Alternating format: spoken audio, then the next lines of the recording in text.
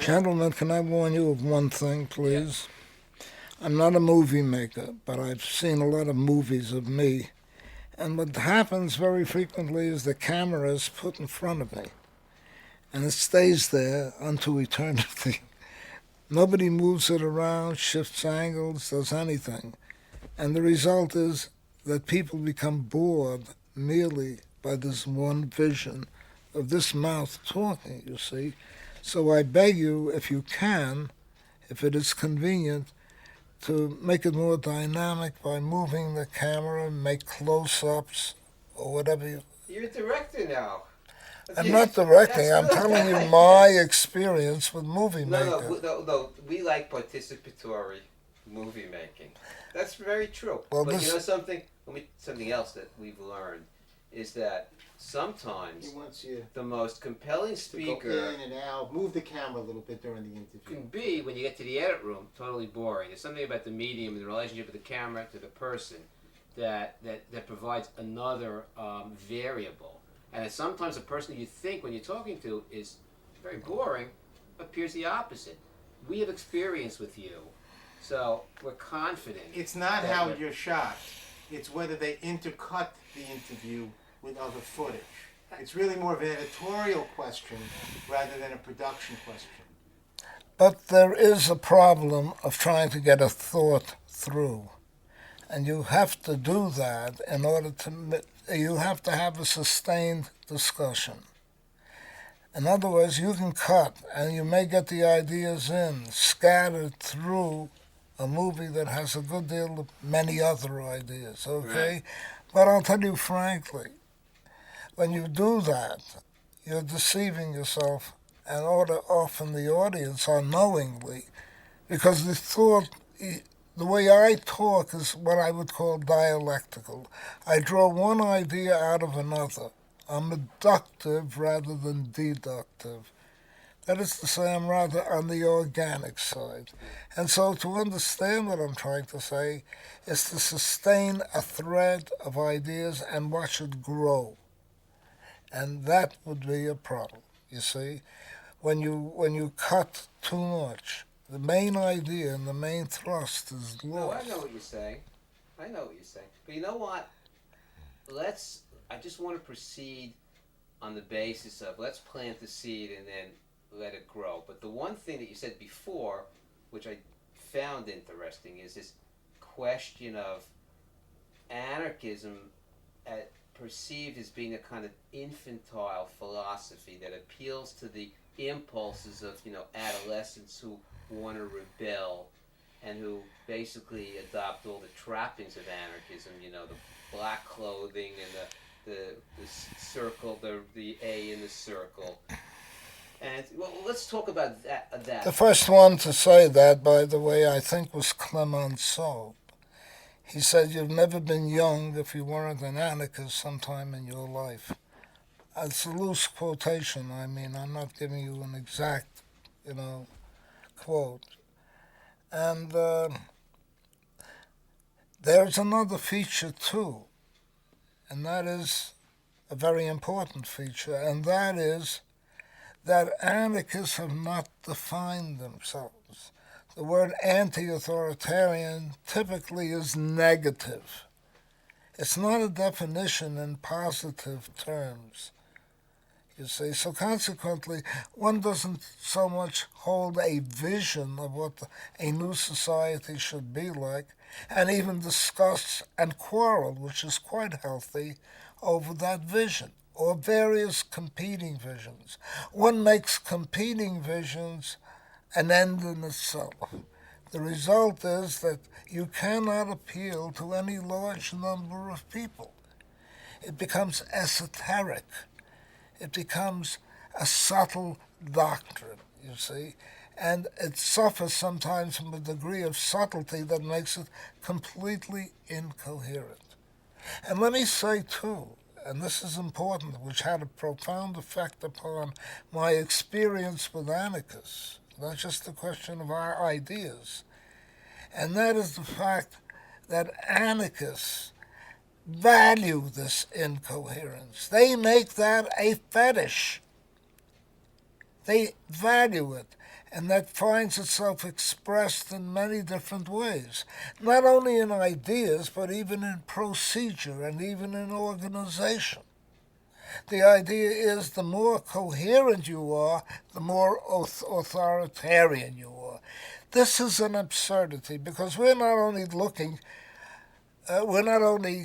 if, let me put it more precisely, if we were looking for a common idea, okay, tried to fetishize incoherence, we'd be working against rationality.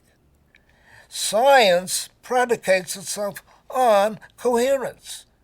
The debate within science, or between scientists in the same field, is the idea to unify reality, to find what its common denominators are, to find what its sensibility and susceptibility to a unity, to a coherent and meaningful world is. And this is the highest form of morality. The highest form of morality. To make a fetish out of the idea that you are incomprehensible or that your theories are incomprehensible is to actually subvert the possibility of creating a movement and building yourself on a form of individualism. That's where the real individualism that anarchists have been accused of comes into play.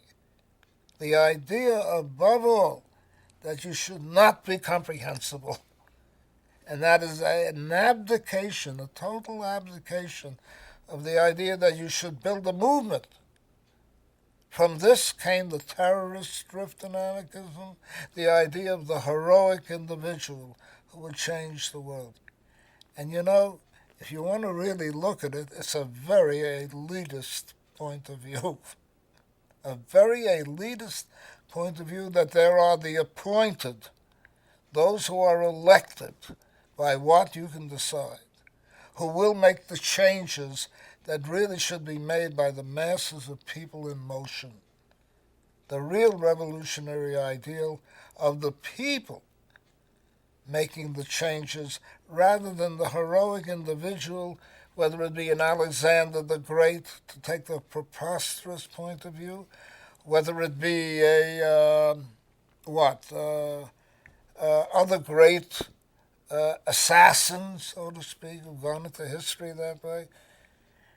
These points of view, in point of fact, are actually very elitist as well. So that the dialectic between the masses in motion and the heroic, the hero in history, are two competing notions that have totally dissolved the unity of anarchism. That leads to another point which I would rather take up later, the question of syndicalism in competition with anarchism. Okay, I'm not going to do this often, but I'm just going to throw this out as a starting point for you to sort of take the ball and dribble it down court. And that is, the last major interview we did with you was sometime around 1980, and you were very specific in calling yourself and defining yourself as an anarchist and basically talking about how you became an anarchist. So now we're here with you roughly 24 years later, and we just want to start this discussion on that the intervening 24 years and where you've progressed to in your thinking. Well, I took what was generally regarded as the popular image of anarchism, not the terrorist, that idiotic notion of anarchy as being bomb throwing and the rest. I took the more sophisticated image of anarchy, namely anti-authoritarianism, a word I'm sure you've heard repeatedly, the formation of new movements in particular that drew from the entire socialist, or if you like, communist tradition, and tried to see what they had in common and how they melded together to create a unified movement. That was important. The most important thing is what that movement stood for, not simply what that movement was against. It was easy enough to find people who would insist and agree with me, as they agreed with each other, I'm quite sure, that you had that capitalism was irrational, minimally that it was irrational. It was an irrational social order. And that you had to bring rationality to a social order that sought the public good, tried to maximize, if I may use a term that I don't particularly like, but tried to maximize the possibilities of ever-emerging developments in technology, ever-emerging developments in insight into the natural world, insight into the relationship of people to each other, and unify that into a coherent body of ideas. That, I assumed, was the one image I could work with in anarchism. I couldn't do that in the communist movement, and I would not call it communism, but exactly the communist or Stalinist movement. That was closed. The door was closed on that issue with the emergence of the Bolsheviks. And with that, also the betrayals of the Social Democrats, who in turn closed the door, so far as I was concerned, on conventional Marxism. And I want to distinguish here very plainly between Karl Marx's writing and development. He changed his point of view very radically, from the early part of his life to its middle part and to the latter part of Marxian ideas. The changes were incredible. Most people are not cognizant of them. It's only now that we have, in English, I point to the 40 volumes of Marx's collected works, that we have access to points of view that Marx never expressed in the conventional format that Stalinism gave it. So I had neither social democracy, Marxism, and therefore I was left with only one thing, a conventional, but at least sophisticated, anti-authoritarian, and more importantly, utopian vision of a rational society. And that rationality was totally closed to me by the development of capitalism, which turned out to be the account, the history in a sense, of a movement that always turned anything that could have served the public good into a worse evil. Most decisively, the uses of technology. There, everything from a penknife to a nuclear reactor is designed in one way or another to do some harm, and is used most effectively for sinister and frankly evil purposes. But what I was doing, unbeknownst to me, was not working with the mergers that had taken place in all these different social movements. Karl Marx was not simply an authoritarian. He was also, in his own way, a libertarian. And books have been written demonstrating that fact very, very effectively. And one has to account for how these relationships interacted with each other in Marx's own mind and in the movements that Marx participated and to some extent even founded, like the First International. It must be remembered that the inaugural address of the First International, one of the most libertarian statements written and promulgated by a mass movement, the International Workingmen's Association, which we now call the First International.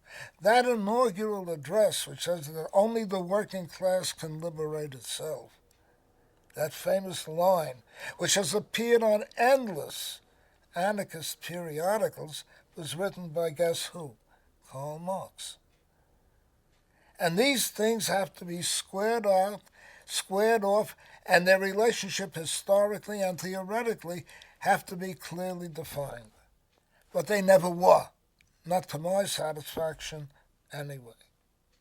So the point is that when I met you, I was looking for something that would spring the trap, that conventional versions of Marxism, of communism, of anarchism had created for me. And I would exclude anarchism at that time because anarchism was so ill-defined that anything you wanted to believe would be as acceptable as anything else. It made no difference. And as I said, this, at least for the anarchists, was deliberate, whereas for all the other movements, it was not. It was due to the unintended consequences of fights within the movements themselves. What I was giving you in point of fact, or trying to present to people who were reading my works, was a version of a libertarian movement that approximated syndicalism. When Joe Hill famously wrote his parting statement to all, before he was going to be shot by a Utah Wasat firing squad, said, "Don't mourn, organize," this would have offended thousands of anarchists. It was exactly not to organize, but to think of a revolution emerging completely spontaneously, that people who called themselves anarchists believed in. Yet it was accepted, as things will be accepted. Don't mourn, organize was a syndicalist statement if it was anti-authoritarian in its premises. That's not what the anarchists believed in.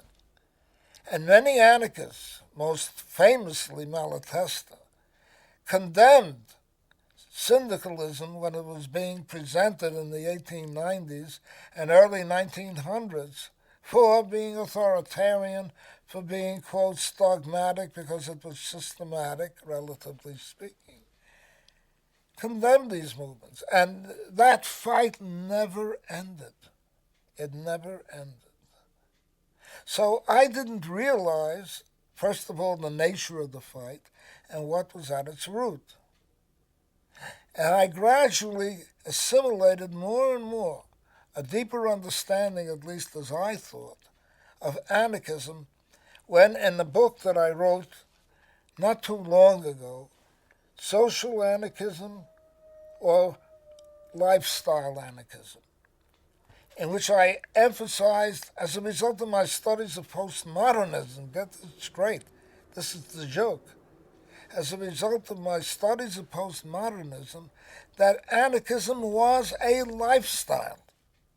It was primarily a lifestyle. And I had been imputing, when I talked about organization to it, when I talked about organization and the importance of building movements, and the anarchists were opposed to mass movements, incidentally, I didn't realize that I was mouthing, basically, certain syndicalist notions which were antithetical to anarchism. Anarchism was an individual philosophy, and it had its roots, quite understandably, in Max Stirner.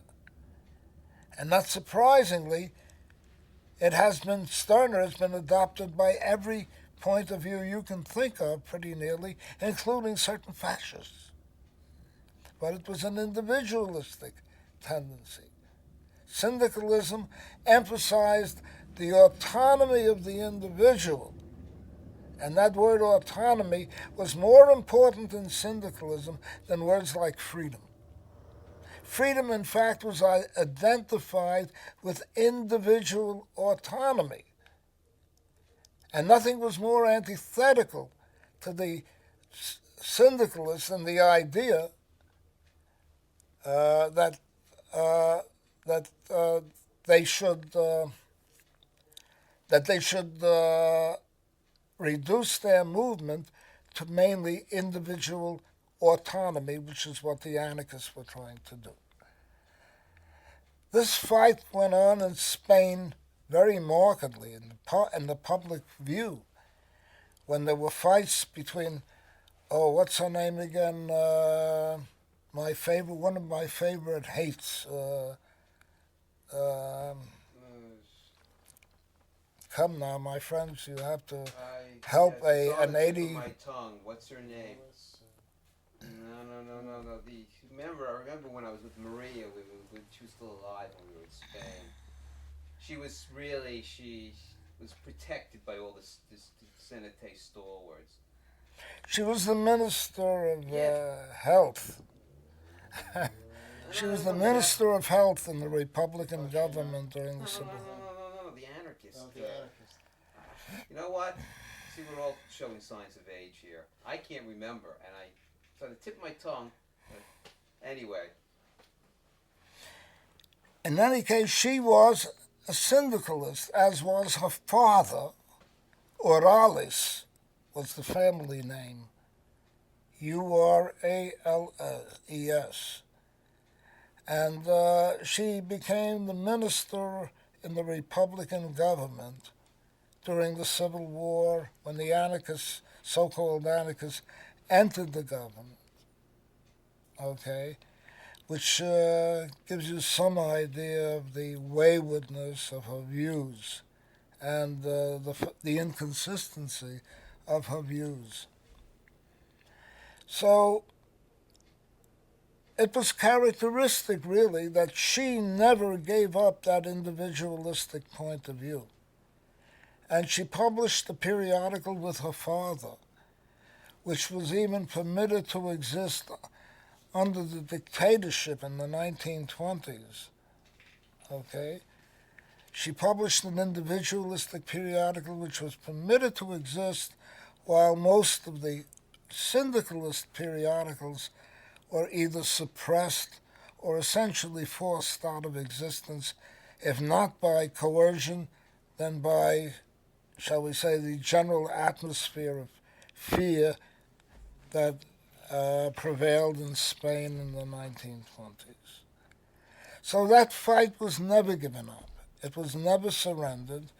It was always a cause of differences in the Federación Anarquista Ibérica, the famous FAI, Iberian Anarchist Federation, which never claimed by any standard or by any statistical attempt to evaluate its membership to number more than about 30,000 people.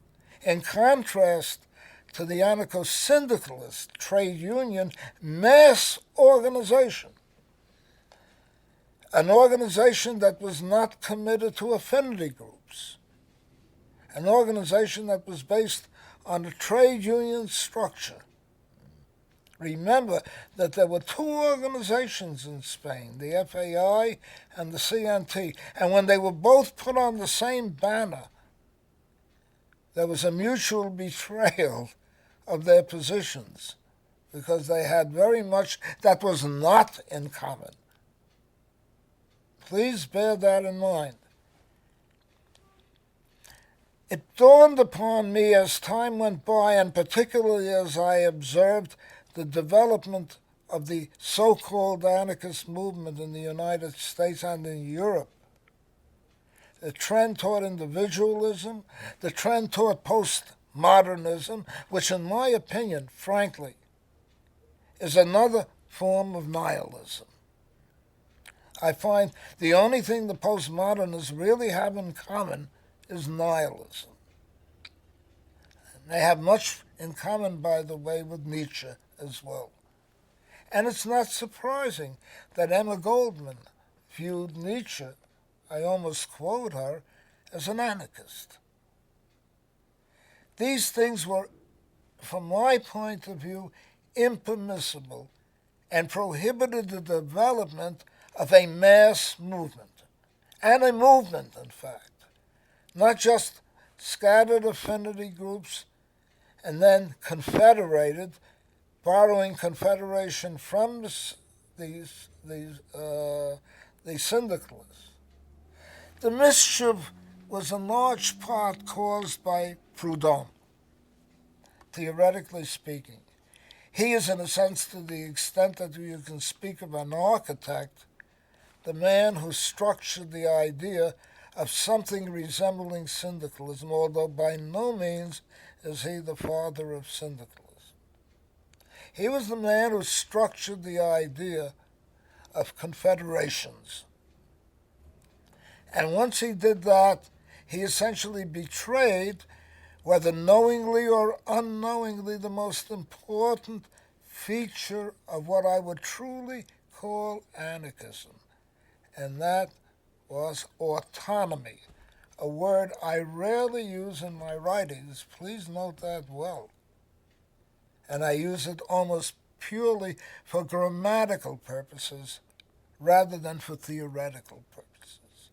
Individual autonomy has always been to me an issue of no consequence, because I would say that if you had a truly libertarian society, you would have the right kind of autonomy. Remember, there are kinds of autonomy that range from the Führer principle in Nazi Germany and Mussolini's fascism. Ideas of autonomy, in this case the Führer principle, through the anarcho-syndicalist view that you somehow try to mix autonomy with sociality, and a real confederation based on a non-authoritarian viewpoint. Now, these were fundamental things for me, because I began to see that anarchists, or those I was encountering in increasing number in the United States, use the word anarchism for the most promiscuously wild, often senseless and irrational views. Most important to me was the opposite of what many of these anarchists meant, and that was community in the civic sense. I don't mean community between people, community in the same household. I mean community as a mode of social organization. I counterposed community to the nation state. I hope this makes sense. And I began to find that there was a word, and there even was a man whose works I have not read, Le Français, who, according to Kropotkin in his memoirs, made the statement, "Thank you, friends, but I'm a communalist, not an anarchist." This was during the Paris Commune in 1871 in France. Thank you, friends. He was anti-authoritarian, that was clear, but he was a communalist. He used that very word. Not communist, but communalist. Based on the principle of a body politic, using the word using the word politic in its Greek sense. The polis, humanly scaled, confederated, and structured to cultivate differences, but do so within an organized, and this is the important word, institutionalized framework. The question for me was what kind of institutions would exist under the libertarian society that I envisioned. What type of institutions? So let me just briefly summarize what my differences were as they began to develop since I saw you last. First of all was the idea, the recognition, that society was built around institutions, in contrast to the supposedly anarchist cry make war on institutions, not on men. This is a famous Spanish anarchist slogan, make war on institutions. No, I did not want to make war on institutions. I wanted institutions to be created in a libertarian way and confederated, well-structured, and well-defined. Another one, and I'm summarizing them almost in terms of anarchist slogans, no law. Indeed, the only law anything resembling law that regulated human behavior in Bakunin's world was supposed to be custom. Custom was the word that Bakunin used as a substitute for what we would call law. And I found custom to be an extremely regressive point of view. A very regressive point of view, because custom is unthinking. Custom is what you take. My father was, as a matter of tradition. The famous statement in America, my father was a Democrat, therefore I'm a Democrat. Or, I'm Jewish because my family was Jewish. I'm a Christian, I'm a Methodist, or whatever it was. An unthinking assimilation of formations of I'm looking for the appropriate word because we don't have a libertarian language in the very real sense. Custom in the sense that it's like instinct. We don't think about it. We are impelled to act upon it for reasons that we often can't explain. To me, law was the highest form of reflective structuring, of reflective organization. This is where mind had to be brought into the picture. Indeed, everything that we would call rational had to challenge the way we proceeded, the way we acted. What I was seeking was a rational society, not a customary society. And the more precise law could be, the more vulnerable was it to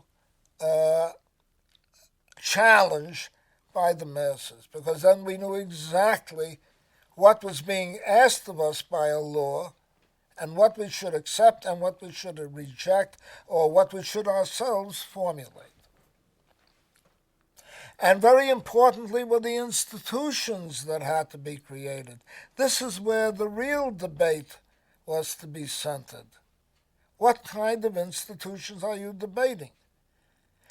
Something like the Greek polis, which to the degree that society had developed in the ancient world was capable of freedom only to the extent that it met in face-to-face democratic relationships.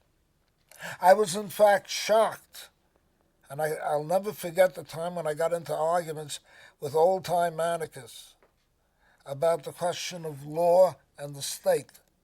And I was shocked to learn that they did not believe in law at all.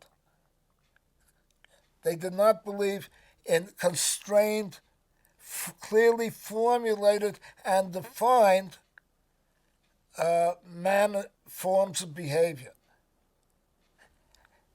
How we would behave and how we would organize the society, whether rationally or irrationally, whether we would do so on the basis of clear definitions that were challengeable, and finally, to do so in a direct democracy,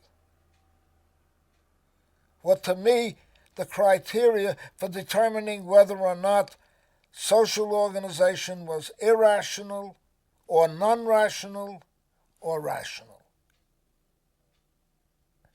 So my attitude toward politics began to change. I felt it was necessary to create a body politic in the sense that the Greeks had done. However limited, in my view, given our time, of course, we're thousands of years away from the Greek polis, but even to the extent that it exists in the town meeting in America, and to the extent that it existed in assemblies of the people and confederations of town meetings, as it existed in New England. These were real, experienced, institutional modes of behavior. They were not simply fantasies. They were not simply daydreams. They occurred in every revolution. And the main job of counter-revolution was to disassemble these structures, these criteria, these forms of organization. So I had run a whole gamut of views from this particular standpoint. I questioned the anarchist, and that would be anarchist, attitude toward law. I questioned the ability to run society simply on the basis of individual autonomy as distinguished from democratic voting, which the anarchists opposed, demanding if there were to be any form of organization, it had to be non-democratic. It had to be consensual. That's the word I'm looking for. And how far this goes is difficult very frequently to convey. Consensus mutes dissonance. Consensus is a way of trying to force people to be free, to use Rousseau's famous remark. It was the highest form of coercion from the standpoint of decision-making.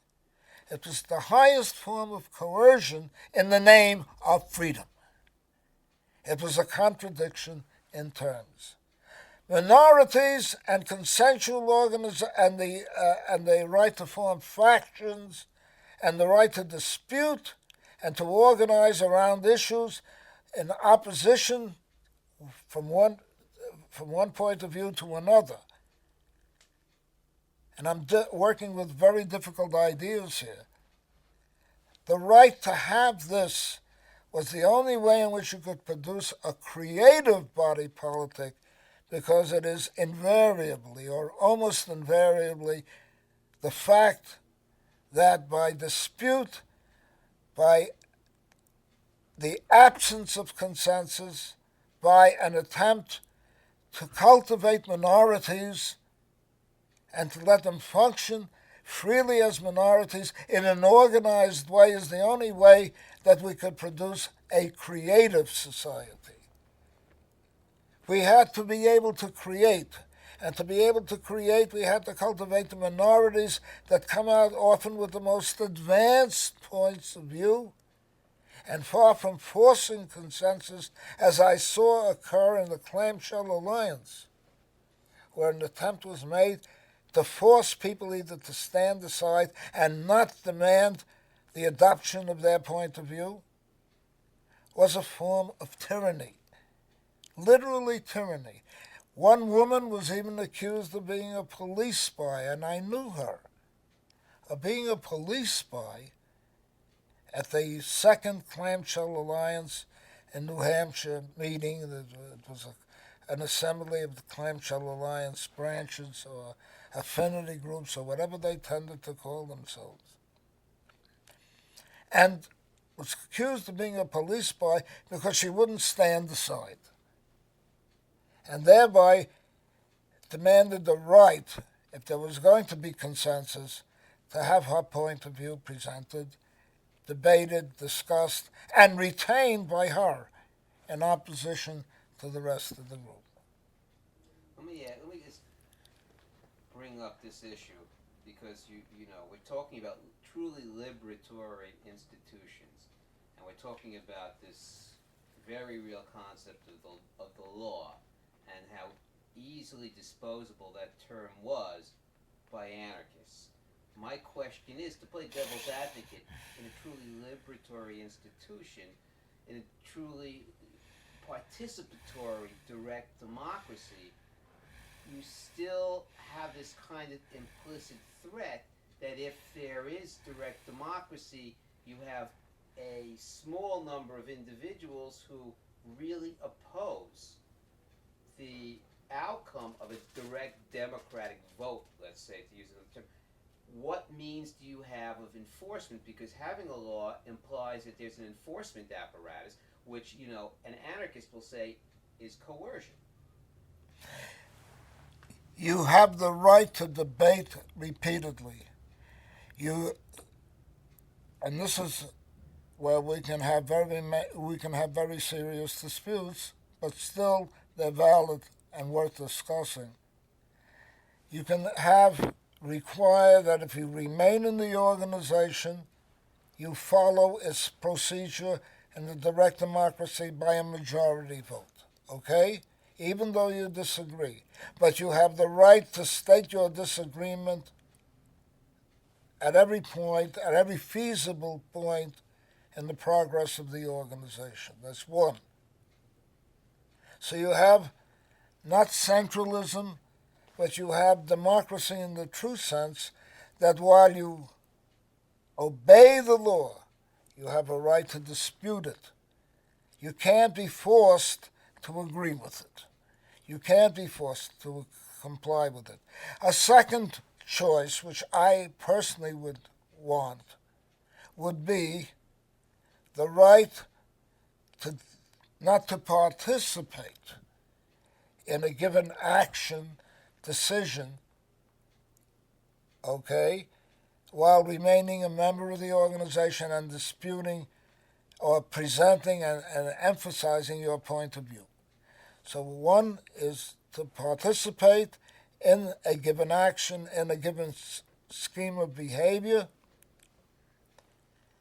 but disputing that form of behavior wherever feasible.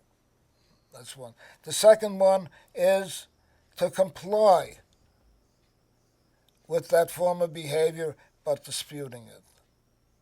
Now, these two alternatives are perfectly feasible, and they have both been used in working organizations that I participated in. Do we take a leap of faith then? What? A leap of faith in this sense.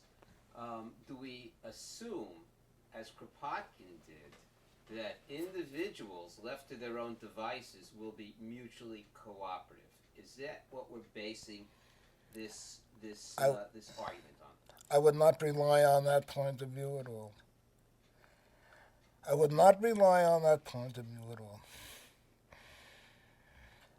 What else can I say is historical examples have shown it over and over again that it's a failed point of view.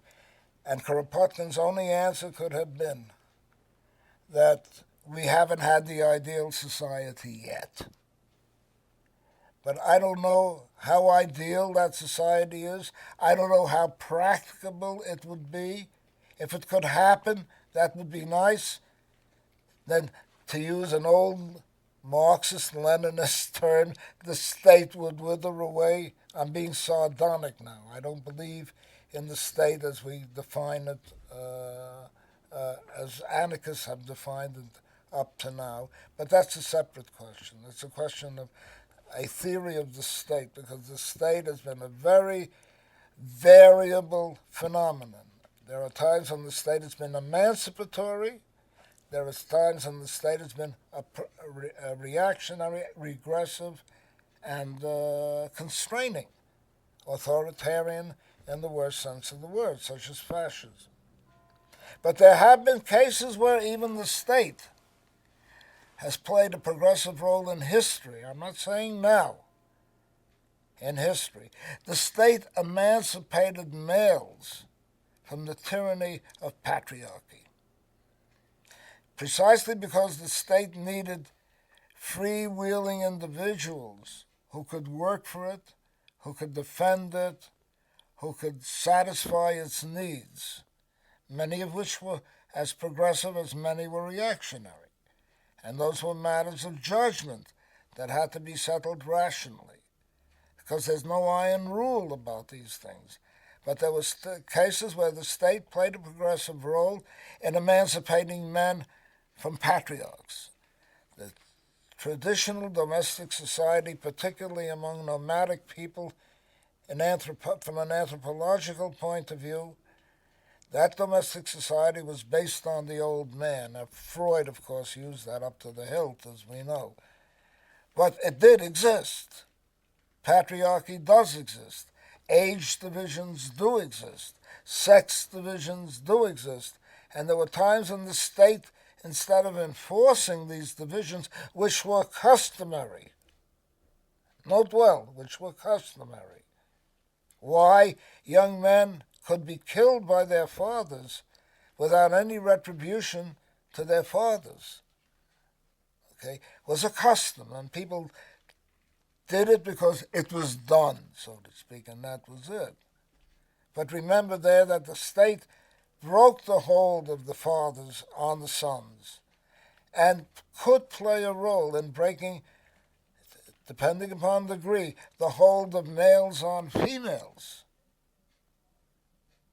Remember well, based on custom, these holds could not be broken. These grips could not be broken. On the other hand, the state has played an atrocious role in regulating property and controlling or facilitating the development of private property, in forming armies that were imperialistic or developing imperialistic designs, we know that, in defending ruling classes traditionally, that we know. So we have to remember that there have been states and states and states. And while I'm not trying to dissolve the problematical nature of the state, I am trying to emphasize that the word state has to be nuanced. Well, that's exactly a point. I think in trying to define where you've arrived to, as opposed to from where you started from, I'm hearing certain things. And one thing I'm hearing in this kind of nuanced version of the state being positive and negative, am I hearing that in areas where the state is proven to be progressive, is that a supportable position for, let's say, people like us to pursue? That's apart from trying to get to whatever end result, the liberatory institutional position. Is that something? Because many anarchists will totally, no, we can't do that. Nobody. I know that. Nobody for president.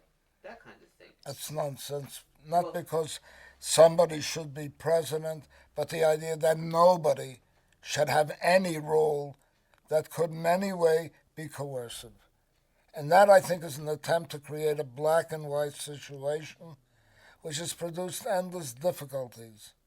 If it had been possible to stop Hitler through a political party that was at least democratic or Republican in the conventional sense, I would have voted decisively in 1933 if I were in Germany for such a party. What were the consequences in not producing and not participating in or not preparing for politically Hitler, who cleverly decided that his main job was to disrupt the state and ultimately dissolve parliamentarism in the Führer principle. You know, he did that, basically. He made a decision, and so did the NSDAP, that is the Nazis, make the decision to participate in the parliamentary process because they saw they were not getting anywhere. They were engaged in street fights the way the Stalinists were. And that both of them tried to delegitimate parliamentary democracy such as it existed in Weimar Germany. But it was essential for them to delegitimate it, and particularly for the Nazis to delegitimate it, particularly when they were reaching close to 35% of the vote. Remember, that never did a socialist party in Germany receive a sufficient majority of the vote to create an all-social democratic government. It says a lot about the proletariat here, the workers' parties, you know. You can see where all these roads lead to. But there came a point where parliamentary democracy, in opposition to fascism, posed the basic question of whether or not we were going to produce barbarism. You see? And these alternatives have repeatedly torn extremely radical movements apart because of their lack of any kind of realism, their black and white picture, unmediated point of view. But I favor the abolition of the state. Let me make this clear. My goal is a federal polis, confederated polis, based on direct democracy, the town meeting, and of course a classless society. But I'm talking now about how to get there and what institutions we can use that are normally attributed to the state but which are not necessarily statist, such as town meetings, such as confederations of town meetings, such as forms of dual power,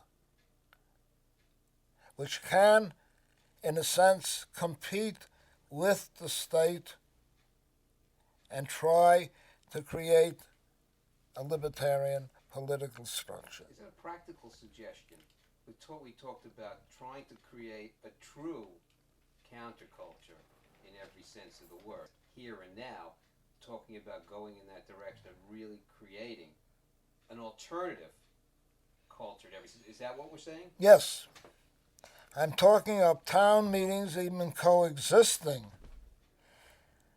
with a Republican government and competing with it for power. But under no circumstances can it compete with power unless it tests the will of the majority of the people. The question is whether or not a common will can be formed in a class society. That is the real question.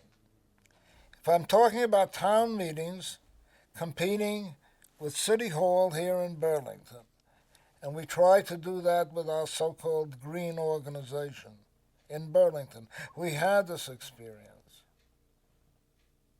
If I'm talking about confederations of these town meetings competing with the state government in Montpelier, and if we can attract the majority support, then we have the right to replace the existing state organization. That seems like a practical suggestion. I mean, theoretically so. I mean, in Vermont, Vermont has always had this tradition. People flocked to Vermont in the 70s, our generation, because they thought that Vermont was a place you could actually try to implement some kind of true participatory experience. They didn't work the town meetings. It didn't work, yeah, of course it did. They left the town meetings alone because they regarded the town meetings as statist, and they were the very opposite of the state. Well, let's say that is a suggestion that could conceivably be acted on in Vermont.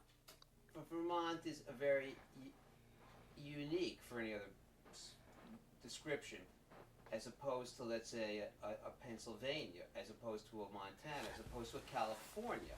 I'm just trying to bring realism into this equation to some degree. Realism. The Vermont, not just Vermont, the New England, believe me, Massachusetts had quite a system there too. They had statewide confederations of town meetings. That's why I explored this in the Third Revolution. That whole New England tradition swept all the way down to Savannah, Georgia. until Savannah, Georgia was won by town meetings. It was when the British came in and forced the revolutionary government to retreat. The point is, those ancestral Americans, if you want to call them that, could do it, did it, and why can't they do it again? The socialists, anarchists, communalists do not work with ideas that are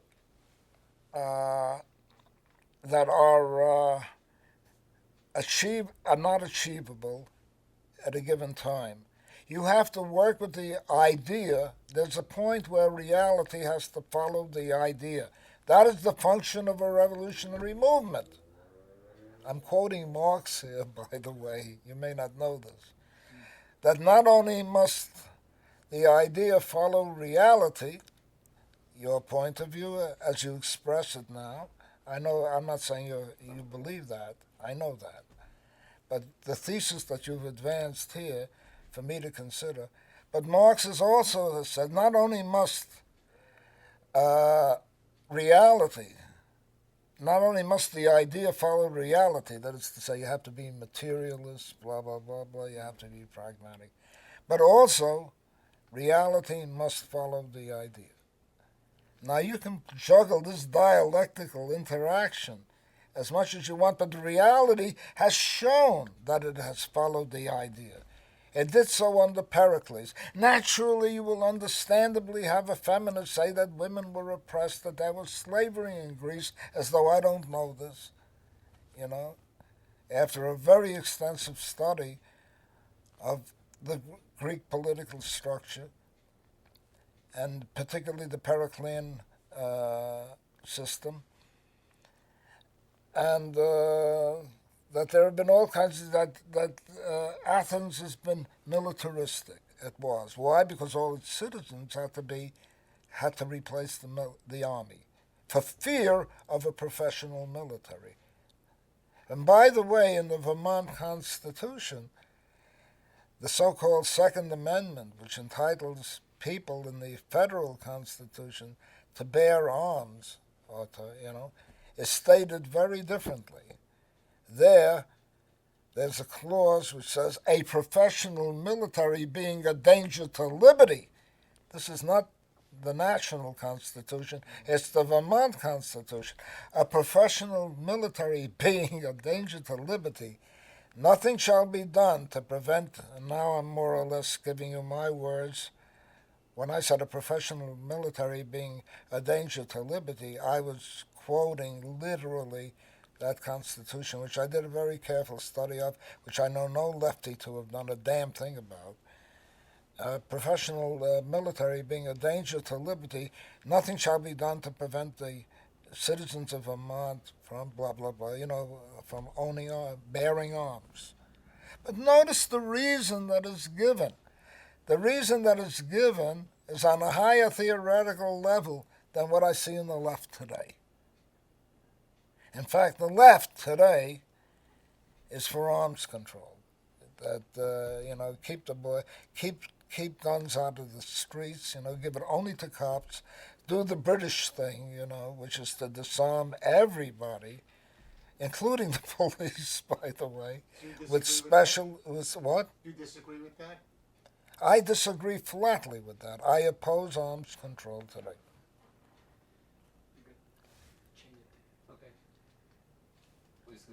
I have no idea how radical the Vermont Constitution is. And I wrote a pamphlet on it. Senator Leahy sent me a gold embossed letter saying that he welcomes this. This is a wonderful pamphlet, and he's put it up. You see, the senators all have cabinets in which they have examples, books, artworks, whatever, where they show the achievement of their state. And he's taken my pamphlet and put it up there, and they You should be honored. And Madeline Kunin, when she became governor of the state, invited me to invited me to accept the status of an honorary Vermonter, and to come to a meal where all honorary Vermonters, all the literati and political thinkers were. I told her I couldn't go, for the political reasons that I gave. Well, so let's get back to the to this issue, which I think is an issue at least among anarchists. Has caused a bit of controversy, and that is this issue of definition. Yes, it's Murray, very important that you do is that. Is Murray an anarchist? Is Murray throwing the baby out with the bathwater? Is there no value in maintaining this kind of lineage, this defined anarchist lineage? I'll be frank, very frank with you. I'm finding myself thrown into opposition with anarchists who don't understand anything of what I told you right now. They hear the word law, and the assumption immediately is that I'm a statist. You can't be either one or the other, you know what I mean? You're either anti-state, which gives you free license, and frankly leads to nihilism when you start exploring it, or else you're an anarchist, in which case you're the best of all human beings, although I've never found, aside from the Stalinist movement, more contemptible people. That is my personal experience. Particularly that magazine, Anarchy. I find that magazine, I wouldn't want to be associated with anything that calls itself Anarchy in the view of what that periodical produces. I mean, a man has gone around and he's been permitted to repeat the idea that I was a director in Vermont, in the Goddard College. I mean, I was part of a little group, that constituted an institute, and the school required that I call myself a director, Director of the Institute for Social Ecology. That was part of Goddard. And I never thought Goddard was, a particularly... I want to bring this full circle because actually, believe it or not, I memorized, I just remembered your lines from the first interview about anarchism, and also bringing in this idea of morality and ethics. You said that you're an anarchist because anarchism brought ethics into socialism, as opposed to mere science. As opposed to what? Mere science. Yeah. So, and economics. Yeah, I did. I thought so. But I told you, I read anarchism wrongly. I read Kropotkin. And Kropotkin created Kropotkin's vision of the world, and we had competing visions, shall we say. His whole attitude about the state, and I told you how I deal with the state. I'm against the state today. But I believe that the state has to be eroded, if at all possible, by a majoritarian transformation. Remember, anarchists have been more than prepared to take over power, and not even take over power, but to start a revolution without knowing what they're going to follow it up with. That's number one. You understand that some of the the head, I forgot what his name is, Mariano, the head of the CNT, was horrified by the collectivizations that were going on by the workers. Well, that brings us into... He was the general secretary of the CNT. Well, that brings us into this whole issue of the glorification of the Spanish anarchist experience during the Civil War, which Spanish anarchists would have said revolution, Spanish Revolution. What's the just the reality check, so to speak, in brief, about your view of what went on? Was it progressive? Is it worth the idealization that so many have seized upon when they and then often you hear somebody, and I've used it myself, when you talk to a non-anarchist or somebody who questions anarchy or anarchism, and you point to, well, Spain had this successful anarchist experience. Yeah, but the workers did it. They did it against the leadership, and the leadership participated in the outright betrayal I hate to use that word because it's so commonly used, the workers were almost consistently betrayed by their leaders. You see, I'd have to get up and get books and pull. But the interesting thing is, Mariano, I think his name was Mariano, the General Secretary of the CNT, who at that time, during the July events, I think it was, when the workers took over Barcelona and took it over completely, lock, stock, and barrel. When the workers,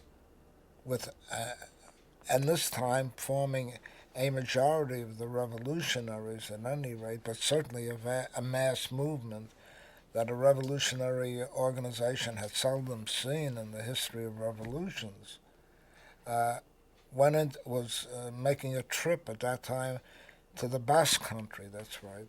I think it was Coruña, the city of Coruña, but I'm not sure. You have to bear in mind that I have to have my raw materials in front of me. And when he heard that the workers were taking over farms, factories, and doing all of this, he screamed back, "This is a disaster. A disaster." That's what he thought of the collectives. They finally were forced to accept the collectives. And what's that woman's name again? Oh, I'm so sorry. Montseny. Montseny. Good, now we got that down for the record. Please fit it in with Montseny. When that beef called Montseny, for whom, poor Vernon this is so typical. Vernon Richards provided only one solution: you should deprive any movement of loudspeakers. You should read his book if you haven't. I don't know. His solution for all these theoretical problems was loudspeakers. You shouldn't have loudspeakers in the movement, because she was famously quite an orator, and could influence a large number of people through electronic methods. Imagine, now that I think of it, I was very close friends with Vernon Richards. It makes how I allowed myself to live with that. You know what I mean? And still regard him as a political comrade. Who's this? Vernon Richards, the guy who wrote, because he was well-meaning. And by the way, the filthy lies that have been told about the Friends of Durruti, I met them. I met Pablo Ruiz, who was the military, head of the military committee of the Friends of Durruti. And a guy who wrote a 2-volume history of Spanish anarchism, which I spent a fortune buying in order to see what was being said. And I found out that the guy hardly knew any Spanish, but whatever he knew was grossly, how shall I say, raped. And he talked to Garcia Oliver, my pet hate. That was a character. He was on the extreme left. He was called an anarcho-Bolshevik. And he declared that this author, an American, used Garcia Oliver as a source for the claim that the Friends of Durruti, that specifically Pablo Ruiz was a waiter, and that he had nothing to do with the military, and blah, blah, blah, things that were transparent lies. And he put it in his book. And I have no doubt that the academics will seize upon this kind of material, where I spoke to the man. He could have talked to the man himself, by the way, because he was alive at that time when this book was being prepared. This 2-volume set. And the man was filled with lies. He told the CNT lie, and that was that. Well, it's interesting that even Emma Goldman, was forced to lie. Support the lies. And it's interesting that Molly Steimer, who we interviewed, was one of became one of her most vociferous critics. She criticized Emma For doing what specifically? for coming out in support of, basically what was then considered unanarchistic activities or policies by the Senate. I just recently read this, that she basically wrote Emma letters saying, "What are you doing? Basically, you're abandoning these principles, which I thought that you were so fiercely fighting for." I'm not in the least surprised. She decided that Nietzsche was an anarchist. Nietzsche. No, a flat statement. Again, if I go to my files or whatever, I've been giving my files to the Tenement archive. Yeah, Steve's wife is one of the archivists there. Now, We well, they're donated getting our '60s What? stuff there. Well, we donated stuff that we had transcripts of Brand. We had tapes of Brand that he didn't want us to. By the way, that guy's a liar too. Go ahead. You think so? I personally just believe that. It's an impression. I knew him in the Libertarian League. Okay. Oh, there's so much lying going on in that movement. Well, let's just that it's summarize infernal. because let's I want to just sort of wrap up, but summarize like what you feel in retrospect, looking at the the virtues or the downside of the so-called Spanish Revolution. Well, there's the good side. The good side are the workers. I believe that the Spanish workers were the most revolutionary workers in history. I'll put it very bluntly. Far more Trotsky admitted that they were far more revolutionary than the Russian workers in 1917. He said that in his book, which contains horrid attacks on the anarchists, for their petty bourgeois mentality and God knows what. He frankly stated that the Barcelona proletariat was more revolutionary. The anarcho-syndicalist Barcelona syndicalist proletariat was more revolutionary than our workers in Petrograd in 1917. And that is quite a statement. Coming from the old man, as we used to call him back in the early 40s, late 30s. So my respect for the Spanish working class is immensely high. And I got to know many Spanish workers. I spent time with them. And first of all, I went to Spain, but I could only stay there for a limited amount of time because, A, I got anarchy, and I found out that they had published an article of mine, and I knew that the Spanish police, at that time Franco was alive, and I knew that the Spanish police monitored anarchy, what I mean, with a microscope. They were very well informed about the syndicalist movement in Spain. So that's one. And I had to go to Spain just at that time when the article had been published.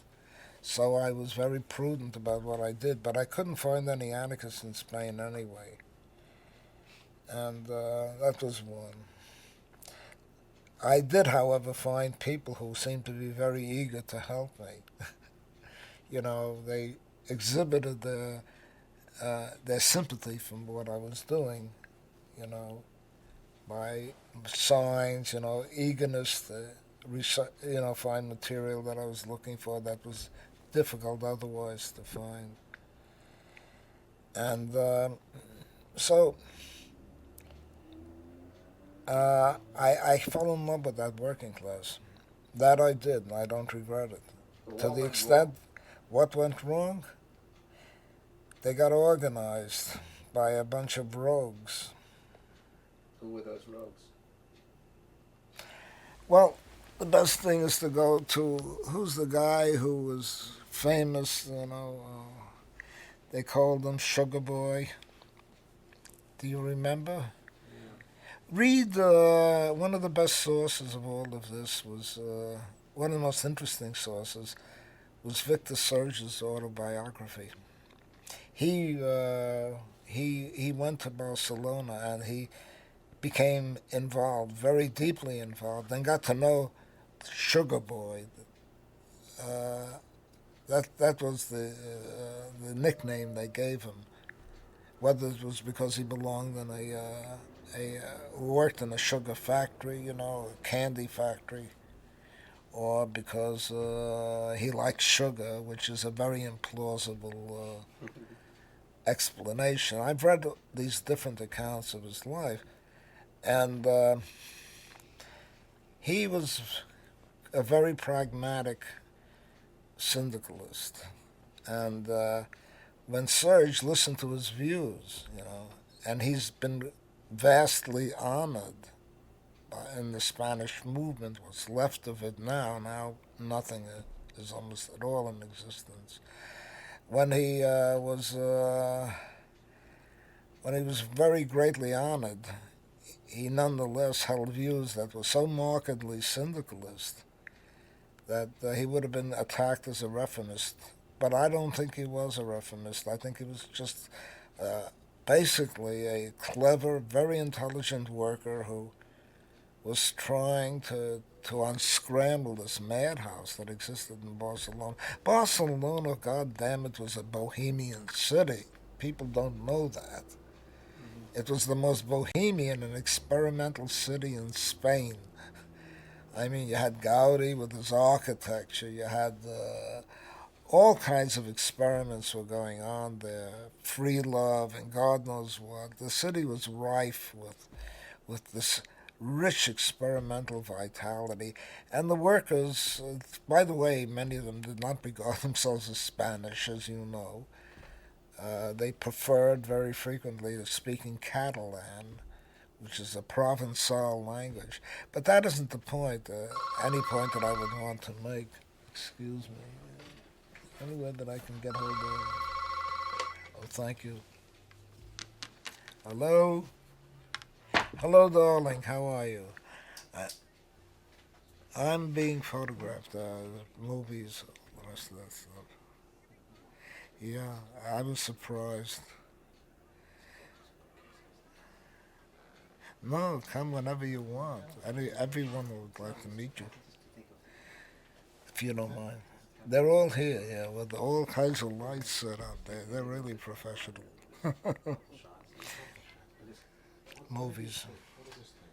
That's yesterday? Yeah. No, it doesn't let up, does it? I'm lying here greatly relaxed and talking to very intelligent people. Yeah. Comfortable, very. I miss you intensely. Great, and we'll eat pizza, okay? No, they're not. They have to leave very shortly. Yes. If you don't mind, okay. Thank you so much, darling. I love you. Bye-bye. Bye-bye. Could you put that back? Oh, absolutely. So, Yeah, I should have remembered Monsignor. yeah, we just a summary, you think? I think what we didn't get you. Look, there's a whole coherent body of views, which I can spell out 1, 2, 3, 4, 5 in 1 or 2 sentences, Let's do it. which unite. That's it. They unite. But I'll tell you what. Yeah, don't you think that's what we should do? But I also what we don't have you saying. You don't is- have anything about ecology, which is so Right, important that's to me. But what we don't have you saying, because we talked about it before the camera was on, was saying that, you went back and in preparation for the last volume, studying the Spanish Revolution, and some of these contradictions made you reevaluate your. Well, I'll do the best I can. You see. You are doing great, but I want you to get a sense that this is a whole, Yes. okay? That this has its own, Yeah. quotes, totality. Right. It's not a bunch of schemes and ideas which most people are accustomed. All right, let me start right now. Yeah, go ahead. So, What I'd like to convey before I close is the unity of the views that I have tried to compose, so to speak, since I saw you some 20 years ago, is it? Yes. Right? What I've tried to do is to ask myself, on the basis of everything that I've studied over the years and over a lifetime, nearly of 80 years, I became a pioneer in 1930. A pioneer being a communist children's organization, a member of it, a children's organization. And I've gone through almost every political ideology, and I believe quite correctly so, because I've moved with changing times, which is not being done today.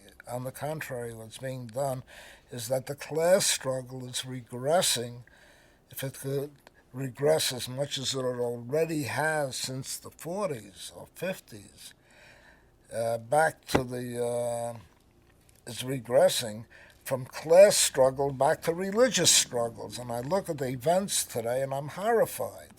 You've got to know the kind of effect it has upon me. To me, I think in terms of class struggle, internationalism, not just anti-capitalism against the whole bourgeois culture. And I suddenly see people arguing about the merits of Islam or Christianity. I feel I'm going back to the Crusades. From the Spanish Revolution back to the Crusades is a very, very startling trip for someone of my years. As I indicated, I'm approaching 84. And most people that I used to know either have Alzheimer's disease or are dead. So you'd have to bear with the fact that my effort is a valiant one, if nothing else. But I don't want to make an appeal to the good heart of the so-called left. I say so-called very, very, very painfully, because I don't recognize much of this left anymore. But I would like to convey the unity of the views that I'm presenting here. I've accepted the truth, basic truths of Marx's theory of class struggle, of Marx's analysis of the capitalist economy. I'm one of the few people, I think, alive who's read all 3 volumes of Capital, pencil in hand. When I was I started when I was 16 and then kept going back again for decades. So I'd like to convey to you that based on the background that I have, which is not inconsiderable, I've tried to reconstitute ideas from Marxism, as I said, the importance of the class struggle, the structure of the capitalist economy, a good deal of its economic history, capitalism's economic history, and the need to basically, I'm not a liberal, not even a radical, I'm a revolutionary, to basically think of how to reconstruct, and let me stress this word, a rational society, for the reasons that I've already given. For me, the real question that exists now, the biggest problem, is to bring reason into history and to make sense of the social development over thousands of years. We're building a second nature over the primeval, non-human first nature that has existed for millions upon millions of years. And I've tried to get a sense of how that second nature, which we call human history, has constructed itself or been reconstructed, and the factors that have gone into changing it, and the need to do so consciously. These are all the basic elements of my thinking. Viewed from that standpoint, I have tried to, as I said, not only incorporate the best of Marxism, or best of Marx's ideas, because Marxism was by no means a consistent idea, least of all does it lend itself to becoming a dogma. Marx himself, I can think of three major periods of transformation, from the young Hegelian of his youth all the way up to the time shortly before his death, where he even supported the Narodnaya Volya, that is the terrorists who Lenin invaded against, who killed Alexander II, and who believed in using violence, personal violence, against Tsarism. And his reasons for doing so, and my reasons for supporting him in Russia of the 1880s, are very different from what we call terrorism today. Because what we have today is really closer to murder than terrorism. Terrorism in the days of the socialist revolutionaries and the terrorists of Russia, the Narodniki, the populists, was meant to be an act of personal courage and also to shake the foundations of an Asiatic type of society, as Marx described it, where the death of one key person could really rock the foundations of all of Russian society, as we know now with Stalin. And as we know, as would know in many other countries in the Third World. That I don't think is called for here in the United States by any means. I'm not inviting a tactic. I'm rather mentioning that Marxism is not a fixed and frozen dogma. What I reject in Marxism is its purely economistic point of view and the lack it really has of a morality, or what I would really call an ethics, because ethics is more than morality. Morality is custom. Ethics is reason. When you have reasoned behavior rather than behavior based on custom, you have two very marked distinctions that have to be considered. Now, what I've been concerned with is a rational society, not one based on custom, okay, which unfortunately is what anarchists have expressly said they disagree with, my point of view. They have expressly stated, in Bakunin's case, that it would be custom that would replace law. And they have expressly stated that they want people to undergo a moral transformation without giving an account of the factors that would produce that moral transformation.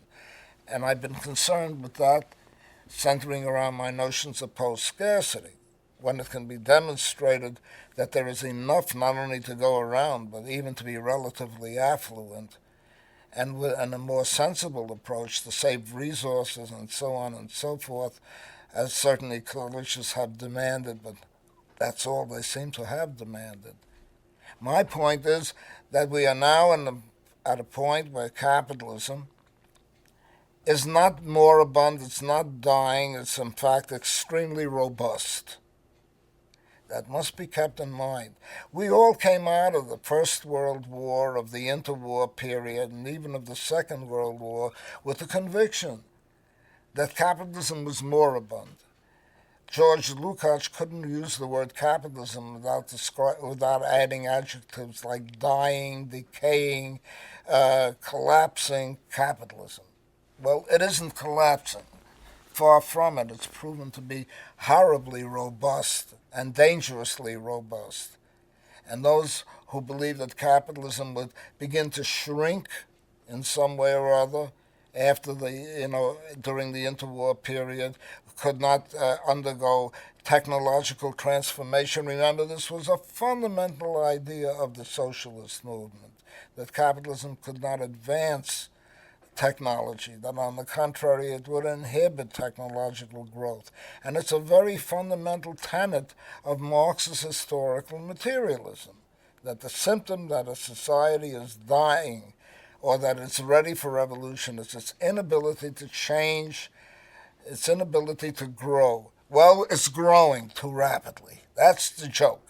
The very opposite of what Marx predicted is happening today, or what Marxists predicted was happening today.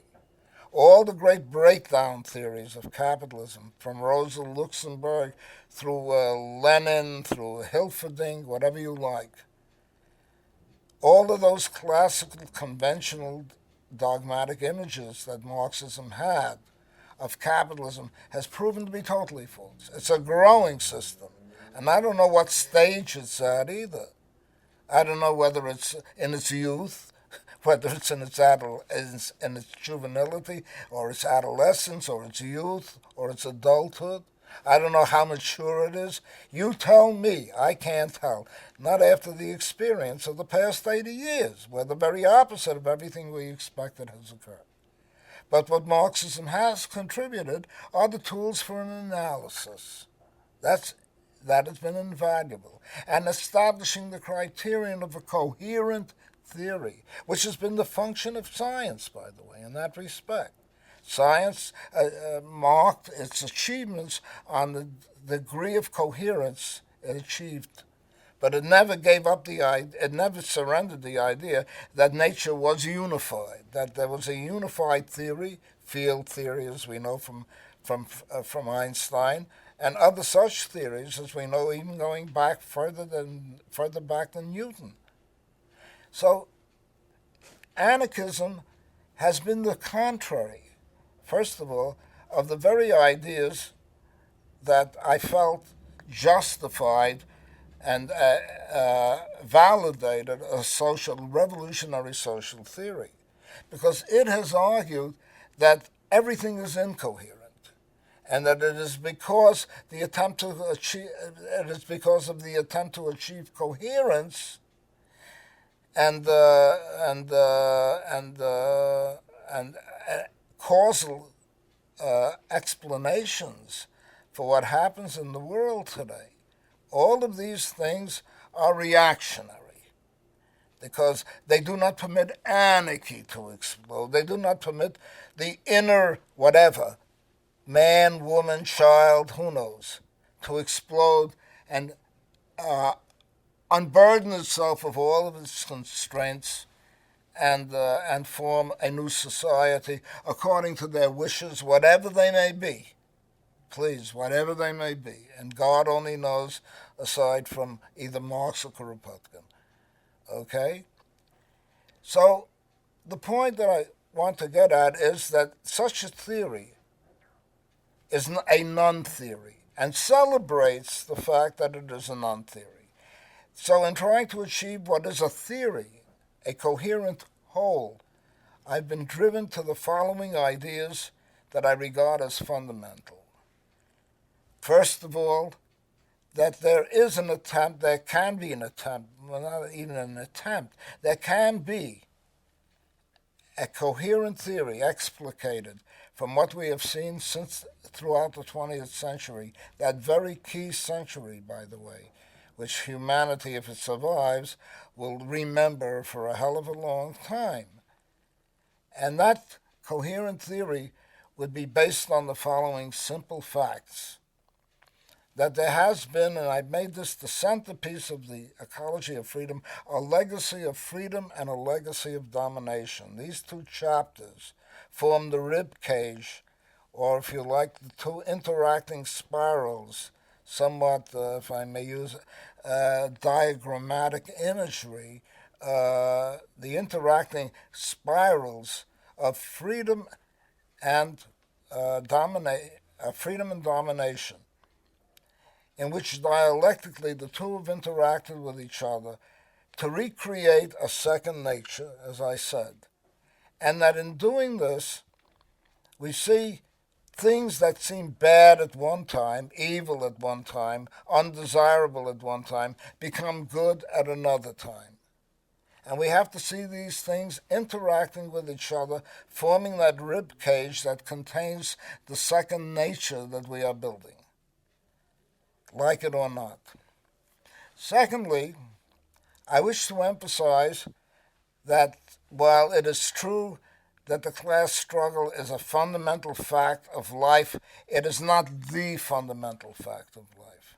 That the interaction between this legacy of freedom and this legacy of domination is far more encompassing, because it deals not only with the economic factors that have produced a new technology and a continually revolutionizing technology, but also the basis for a new culture and a new way of life in which want would essentially be abolished, want in the material sense, which I call post-scarcity, and which is not a feature of anarchism, alas. It is in fact more closely, more properly, a feature of Marxism, that you need preconditions for freedom, and the horizon of freedom that you are describing is itself always undergoing change.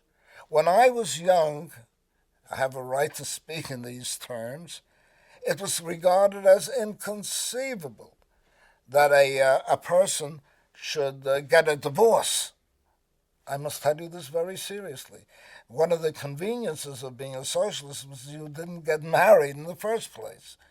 But the idea that you should get a divorce. I'll never forget a time when Happy Rockefeller and John D. married, you know what I mean, by getting divorces. The world was scandalized.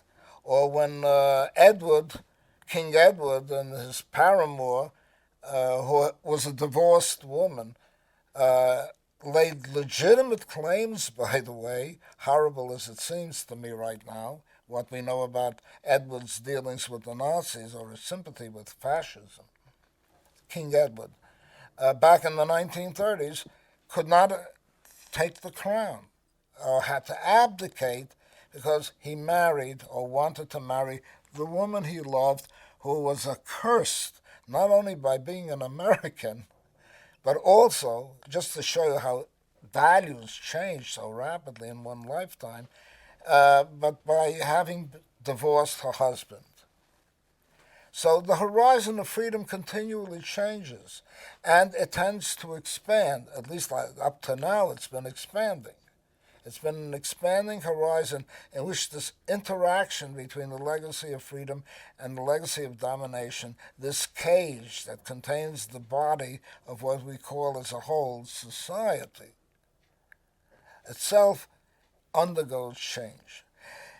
As a result, I've had to face some realities. First of all, that there's no absolute, that I know of, freedom that one can finally say marks the liberation, total liberation of humanity and the end of history. There is no end to history. History is itself, first of all, a process. That's a process that is an unending process. It no more ends, for example, than I would expect species to undergo variation and change and undergo evolution. The second thing is that the horizon of freedom, in expanding, raises entirely new cultural values and new cultural standards and setups. But it is a coherent change. It's something that reason can comprehend. That is the one thing we have as human beings, that animals do not possess. We can have reality follow the idea. That is a remarkable fact about us, and it distinguishes us from the animal world in general. We can transform and remake reality according to the idea. That capacity exists, depending also, but let me show you that it's a complex idea, depending also, and very importantly, on the fact that preconditions have been created for new ideas and new realities to follow them exist. Therefore, I again would reject here the anarchic idea that not only is history just one big explosion of almost individual impulses, an impulsive development. I would insist that we have a coherent development, one that the thought can't foresee, and which I would hope that the ideas contained in communalism, which represents the views that I hold today, that these views can predict, can assess, and can in turn design, can literally design. The question that we are faced with is how to go about doing it, and this involves an enormous departure from anarchism again. I do not believe that we can simply do it by lining up machine guns and bombs and armies revolting, mutinying the way they did in February 1917 in Russia. That world is gone. It's gone technologically, it's gone ideologically, and by the way, ironically, it's gone because the draft is being eliminated. And that's not a comfortable idea for people who are revolutionaries. At least the people retain the contact with the military, which has been more and more eliminated, more and more loosened up, more and more, shall we say, professionalized. The soldier today is not a soldier of the people. He's a bought mercenary, whether at home or abroad or wherever. He's a bought mercenary, first and foremost. So we have this enormous change that is taking place today, first in the preconditions, in the fact that capitalism is continually revolutionizing technology. Not that it's going to bring the growth of technology to an end. On the contrary, its very mode of existence is an ongoing industrial revolution or an electronic revolution. Putting this ensemble together, one can configure what is needed today and what would be needed in the future if these ideas are correct. First of all, as I pointed out, the state is a, mutating phenomenon. I've opposed its existence. That is to say, as a professionalized set of institutions that are designed to oppress the working masses, to use classical language. I oppose the state because it has to be abolished in order to achieve freedom. And we have to find out what we mean by freedom.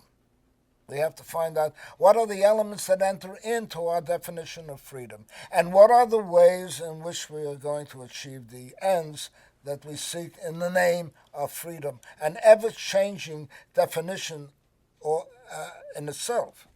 And what are we faced with?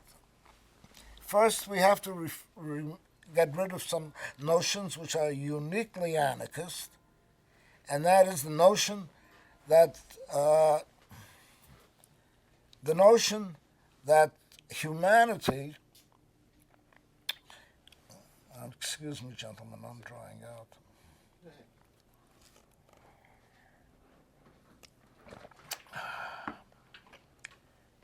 Come on in, please. My companion, Janet Beale. It's okay if I ignore it. These are the folks from Hello. the Hi. Hi.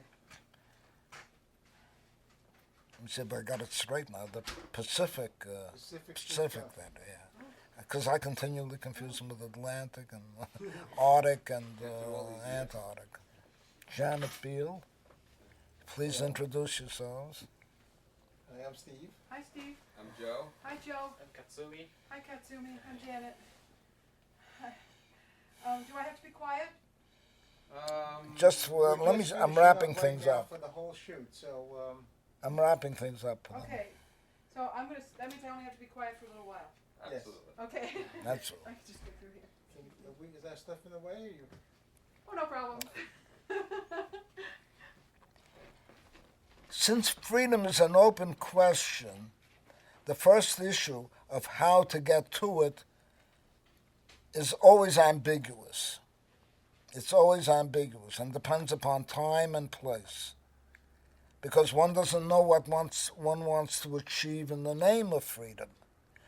But significantly, history provides some directive, some point, some converging points that make it possible to speak of the coming century, let us say.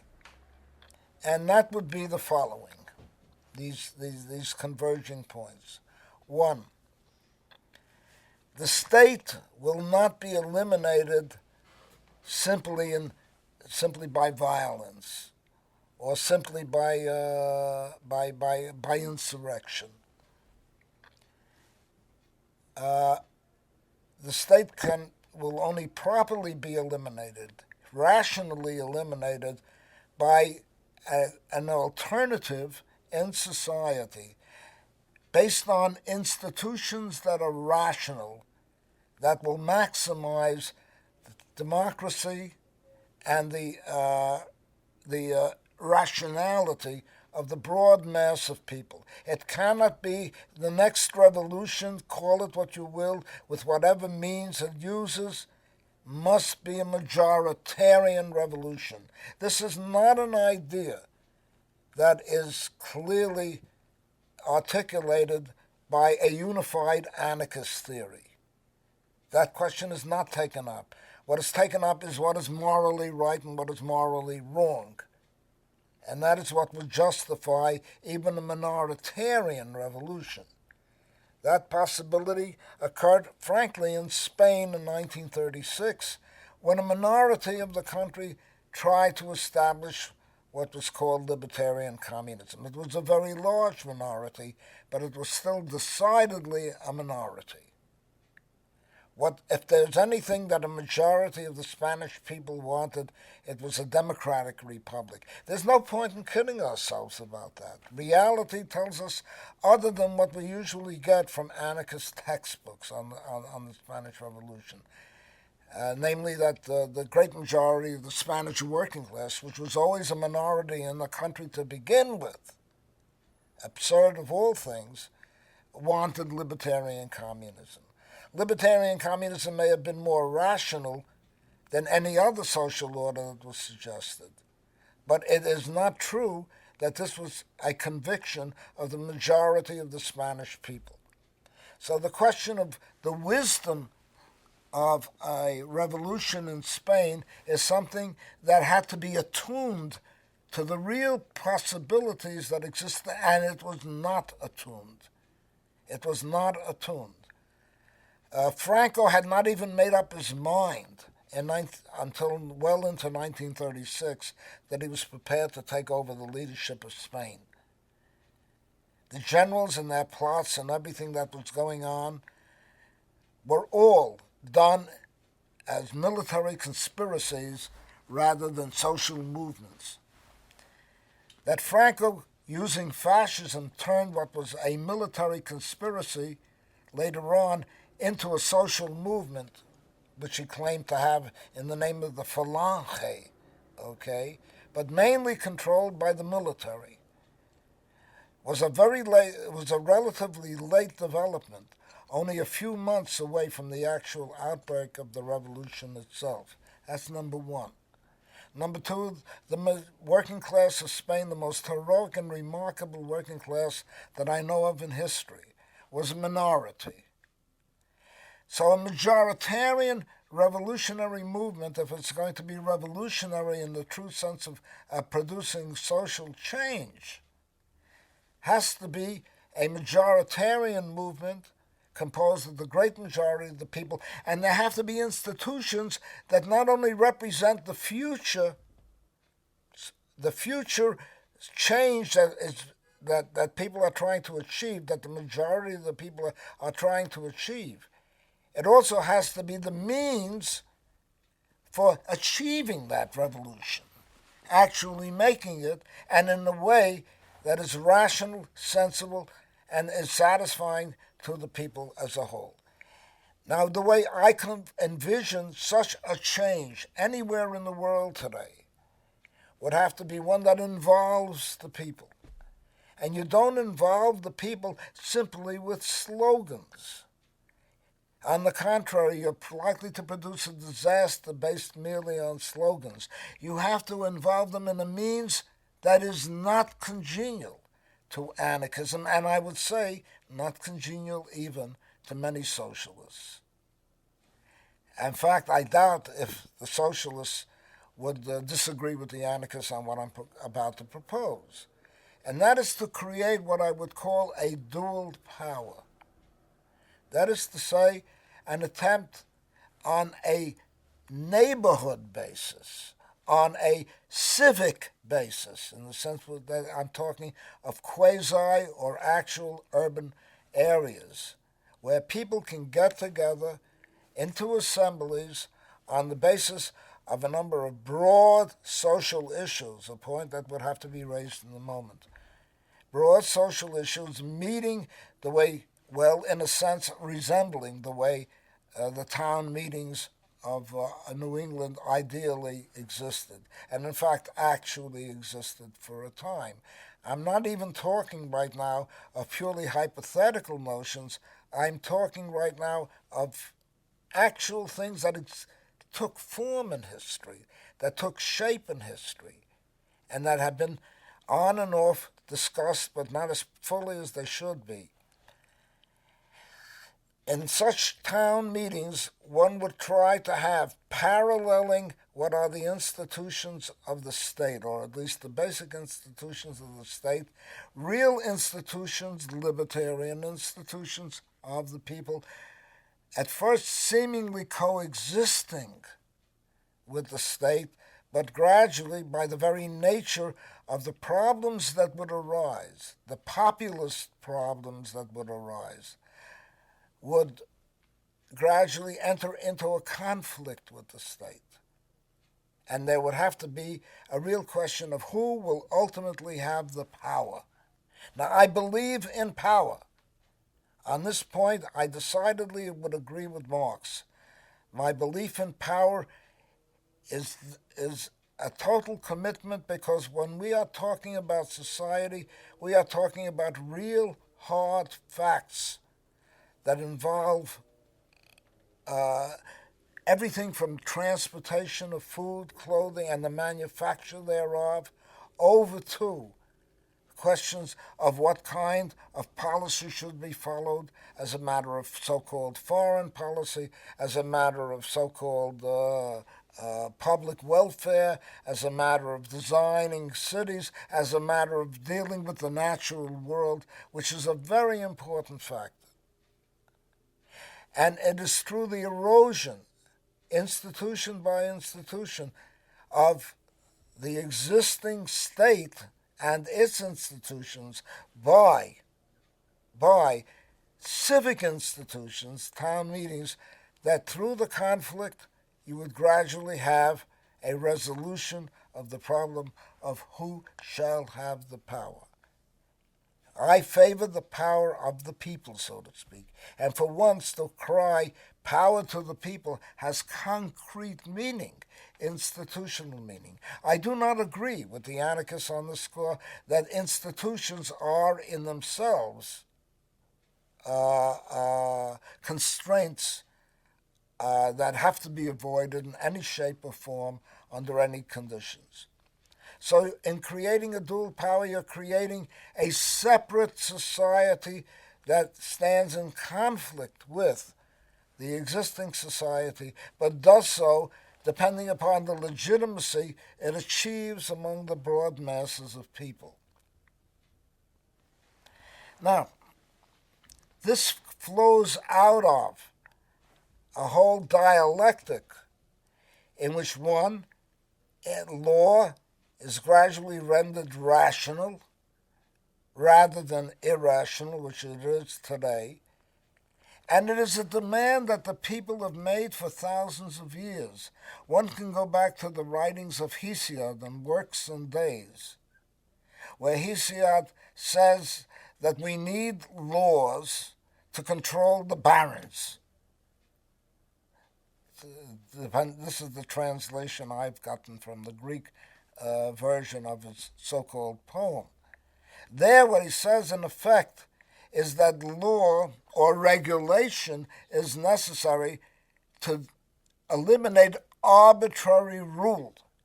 And the real problem that the masses faced at that time, or at least one of the major problems that the masses faced at that distant time and throughout the course of history, was to eliminate arbitrary power. And that arbitrary power, to a great extent, is one of the features of anarchism today, because behavior is to be guided by individual volition. The individual is the center of anarchist theory and anarchist procedures, social procedures.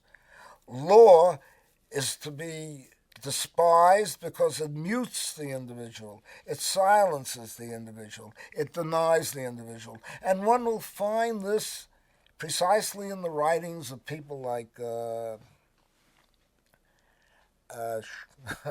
I keep going back to his real name, Schmidt, help me fellas, Stirner. One will find this in Max Stirner, where the center of social life starts from the individual and goes outward, rather than the basis of social life being consociation, community, itself devolving, shaping, or structuring is precisely the word that I want to use, structuring the disposition of power in the social world. That's one fundamental break, again, with the anarchists. A second fundamental break with the anarchists is regulation and constitution. Constitution must be formulated clearly as a basis for the structure, political structure of society, just as the so-called American Constitution, the American so-called Constitution, but other more radical constitutions existed to indicate, to establish the framework of what constituted the body politic. A second thing is that it is from this power, again note well that I'm speaking of power which is rejected by anarchism, flowing from the bottom up, and up means less and less power the higher you get. You have confederal ties in which ultimately the result of a confederal meeting or a confederal discourse and formulation of ideas go downward to the masses largely as suggestions, but also to the extent that these suggestions have to be practicable and to have more meaning than just suggestions or forms of advice. They have to have a coherence and a unity which challenges the ability of society to work communally, work together in a very distinct, organized form. The basis of society, the structure of society, therefore, is from the town meeting through the local town meetings, groups of town meetings, and higher until you get into regions in which an attempt is made to create a confederal type of society. That confederation replaces the state. Just as the nation stands in opposition to the confederation, so the confederation, one would envision, replaces the state. And very importantly, or more significantly, the arena of society is spatial, in the sense that I would call this communalism, because it is community itself, a community itself, both locally and ultimately on a higher and higher level of interaction that presents, deals with laws, explores them, and tries to formulate a rational resolution of problems that confront the society. Communalism. Well, our tape is out. Is it out? Yeah. Having spoken about law, institutions, constitution in the form of confederation, I would like to take the subject broad to another level by discussing the issues that are likely, in my opinion, to provoke a change in American society and in the world as a whole, I would hope. We need issues that are larger, important as they are. Please let me stress that. The immense importance of what I wish to mention, the economic question, must be resolved. Property must be resolved communistically.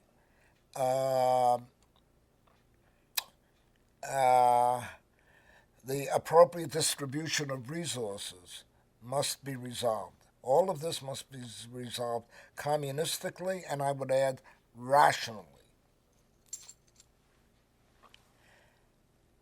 But what I'm also suggesting in mentioning these things is that a great many issues that were most pronounced in the previous century, the 20th century, issues of economics, issues of exploitation, all very important to this day, but at one time almost the only important real issues that were meant to mobilize people, namely the working class,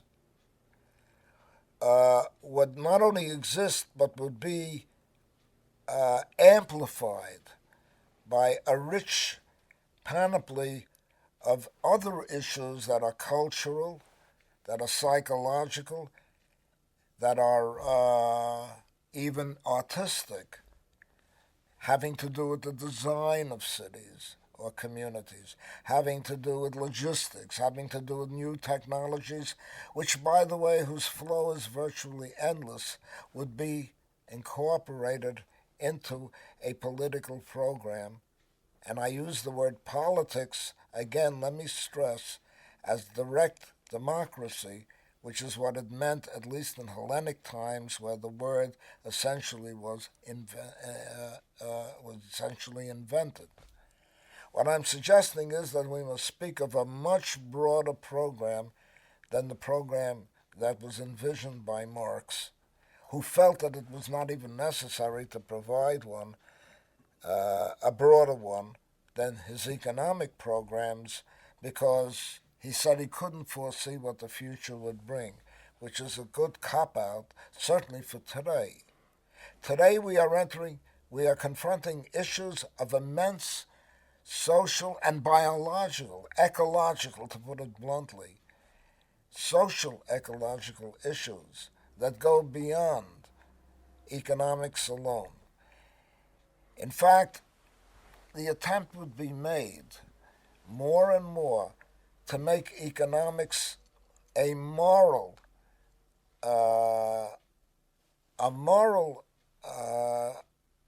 what word should I use? A moral tenet or aspect, more precisely, a moral aspect, which is what economics properly should be. The attempt on the part of a society that I'm describing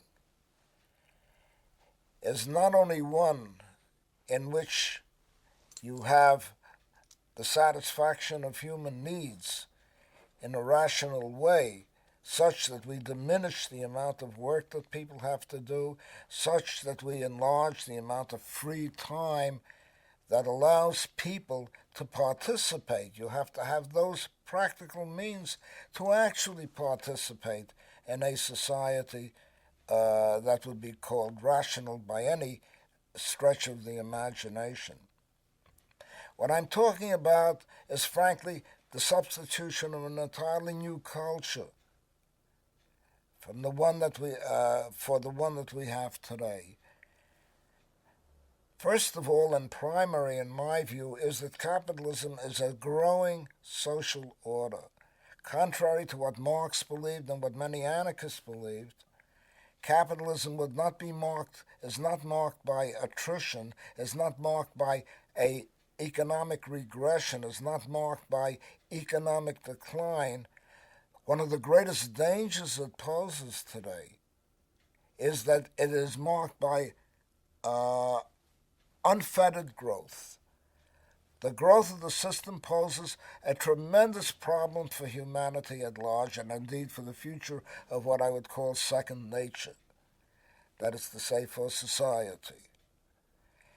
the alteration of the natural world in such a way that we continually simplify it for mass manufacturing purposes. That outlook of mass manufacture, simplification, turning soil into sand, turning forests into mere denizens, mere agglomerations, conurbations of brick and whatever we use today or will use tomorrow in the manufacture of shelter and of housing in any form, is the real problem that we face. The ecological issue is not simply a question of preserving wildlife. It's not simply a question. It's not only a question of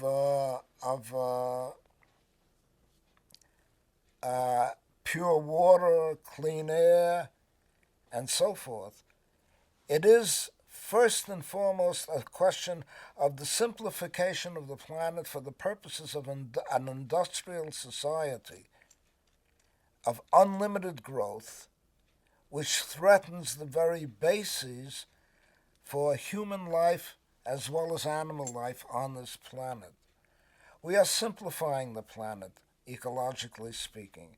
We are turning it into a resource or a bundle of resources for ever more, what word shall I use here? Ever more structural, ever more materials for structural design, for cities, the production of cities, roadways, God knows what, and mass manufacture of food in almost every shape and form, but always in an ever more unnatural form. In other words, we're turning back the geological clock. Capitalism, far from threatening the existence of second nature as a regressive society, one that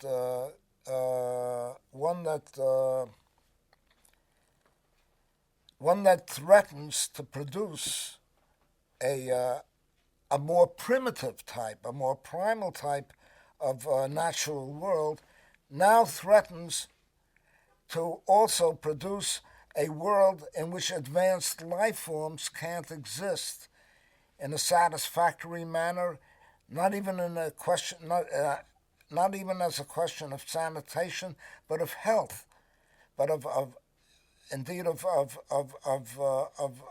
giving to our future generations a world that enjoys the spontaneity of nature and natural evolution, one that is a designed world so completely that human beings have now restructured the world so that they can't even live in it. So that the ecological question raises the broader question, the broader issue of whether or not life can be sustained on this planet without undergoing changes in techniques and technology and in scientific knowledge that make human life, make it habitable, make the planet itself habitable. And this goes along the whole range of human experience and human life ways. What kind of world we are creating is more than rhetorical.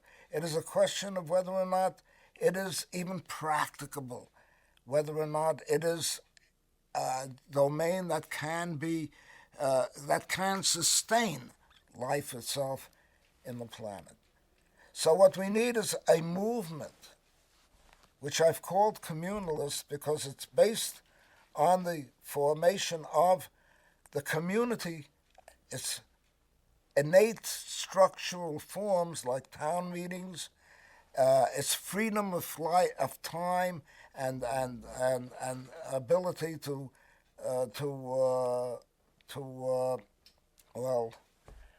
to sustain a viable society. I would say that this is basically what communalism, in its most fundamental sense, adds up to. There's so much more that one can add on to it about human life ways, about relationship, almost geological relationships, so vast is it in character, of humanity to the natural world.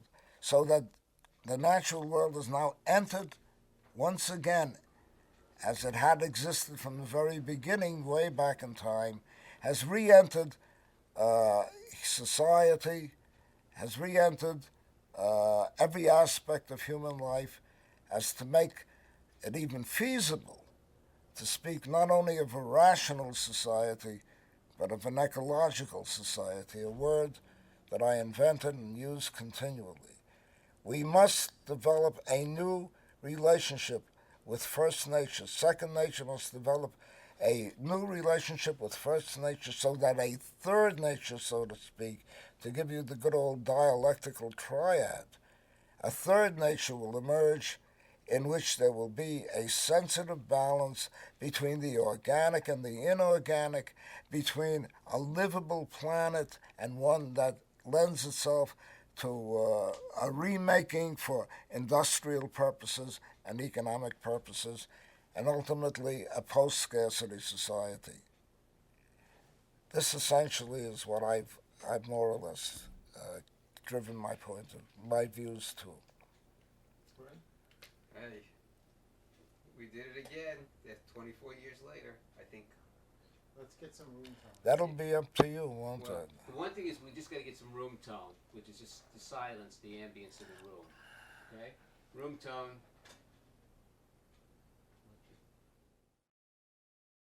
Antes de encerrar, um aviso importante. O CCLA está migrando seus conteúdos para plataformas livres, descentralizadas e autogeridas no Fediverso. A partir de agora, nossos vídeos serão publicados prioritariamente no Colectiva Mídia. Segue nosso canal oficial. https://colectiva.media/seclamazônia/vídeo-channels. Aos poucos vamos deixar de publicar novos conteúdos aqui no YouTube. Essa é uma escolha política, ética e coletiva. Contamos com você para fortalecer essa transição. Seguimos juntos, construindo uma comunicação mais livre.